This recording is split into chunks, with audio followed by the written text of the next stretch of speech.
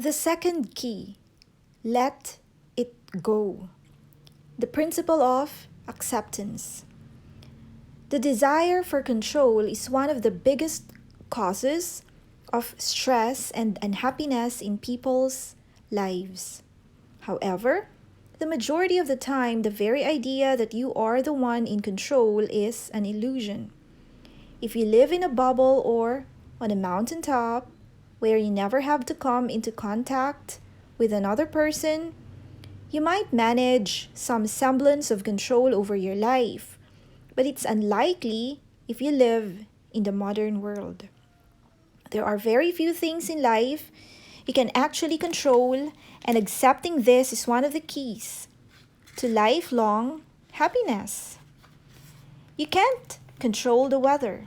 You can't control whether your train runs on time, your flight is delayed, or you get stuck in a traffic jam. You can't control the people around you, the way your partner behaves, or the way your children turn out. So many of life's eventualities are beyond your control. Work out what things you can influence and come to a peaceful acceptance of the rest. Why complain when the weather report says it is going to rain when you've planned a day at the beach?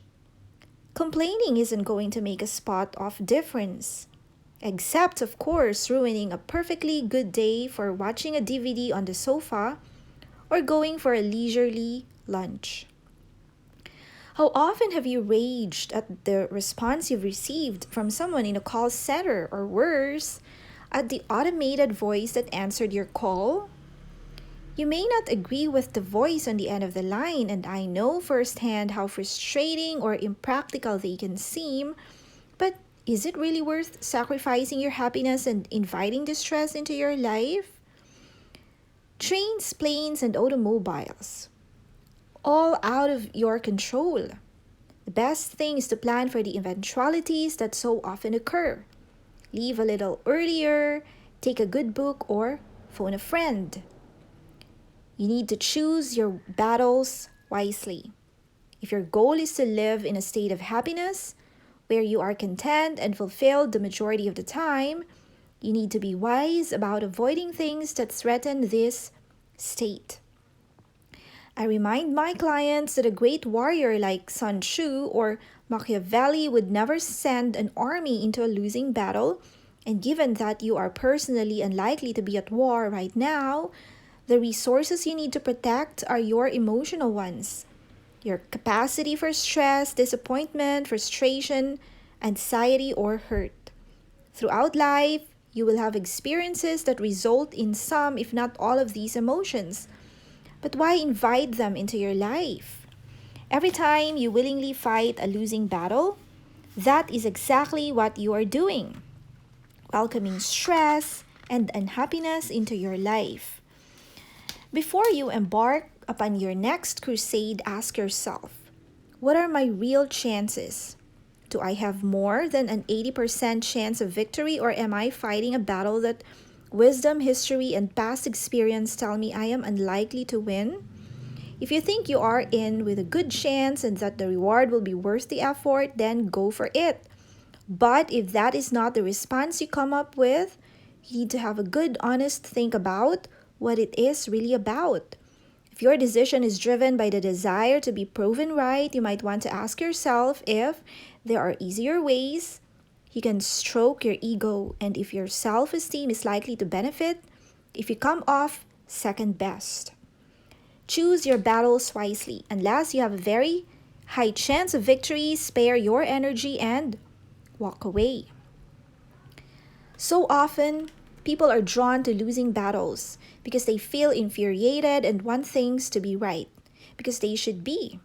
While in a utopian world, this would be a worthy goal, you really need to think about whether you're actually going to make a difference and whether the difference you're likely to make is going to be worth your while. I know I've given up doing battle with our telecommunications providers and other large conglomerates. I have come to a peaceful acceptance of the fact that they appear to be a law unto themselves. I've also accepted that regardless of which provider I'm with, I am likely to experience the same poor service, overcharging, and general quality issues. So, I stay put. Is this the right thing to do? In a black and white sense, of course it's not, but is it the right decision for me? Absolutely. I always ask myself, how important is this fight? And do I have a good chance of winning? Will the emotional or financial gain outweigh the negativity this situation will bring into my life? If my answer is no, the final question I always ask is, am I going to be able to find peaceful acceptance of this situation? There is no point in deciding not to fight if you are going to continue to complain. As the saying goes, put up or shut up. However, sometimes there are battles that while you may not feel confident you can win, you feel you must fight regardless. Perhaps you believe that even if you don't win, your contribution will be part of a larger effort, or maybe you feel that the only way to honor your values or moral code is to march on regardless. If this is the case, then fighting is most certainly the right thing to do. However, if you are to protect your sense of happiness and contentment, you need to focus your energy on the fact that you are fighting this battle to stand up and be counted, and you must remove any attachment to victory. This doesn't mean you don't want to win. It just means that your happiness is not contingent on winning, and that your sense of satisfaction and fulfillment will be achieved by knowing you fought a good fight. Early on in my career, I experienced exactly this kind of battle. My boss was a master of the art of extreme bullying, harassment, and intimidation. Each time I raised my concern with my manager and later the HR manager, I was told I needed to put up with the situation or find another job, and that I should be grateful as a lot of other people would love to have my job. The stress of my boss's behavior eventually became overwhelming, and I began having physical symptoms, including hair loss and stomach pains. When my GP suggested I go on sick leave, I decided enough was enough. This illness had a very specific cause, so I went to see a lawyer. Initially, my lawyer felt I most definitely had a case, and as I had kept a detailed diary of incidents and correspondence, it shouldn't be too difficult to prove. But when I told him who my employer was, he balked. The organization I was working for had diplomatic immunity. That meant unless an employee committed a capital crime, such as murder, manslaughter, or something equally gruesome, they could not be held accountable for their actions in a court of law. My lawyer agreed it was an outrage that an organization could be exempt in this way. He believed not only that I had a moral right to fight my employer, but also that it was my human right. He sat me down and explained that while if I were working for anyone else, I would have a very good case. In this situation, we would first have to win the right to make a case in the Court of Human Rights. He felt that we at best had a 50-50 chance of winning this first suit, but he was happy to waive his normally huge fees as he knew we would change history if we won. For me, it was not about any history other than my own. I wanted to stand up and say I was treated this way and it wasn't okay. It shouldn't have happened to me and it shouldn't happen to anyone else. I knew the odds weren't good, but I decided to pursue the case, regardless. We didn't win. After 12 months of tribunals, courts, and appeals, the time came to accept that my employer's immunity would not be waived, and I would not be given the chance to bring my case to court.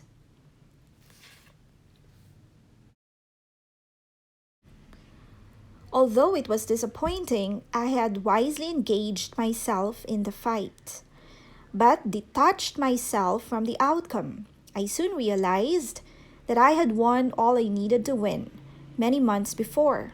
I was still an employee the day the legal papers were served. All I had ever wanted to say was your behavior was not okay. And the look on my boss's face when he received his summons told me my message had been received loud and clear.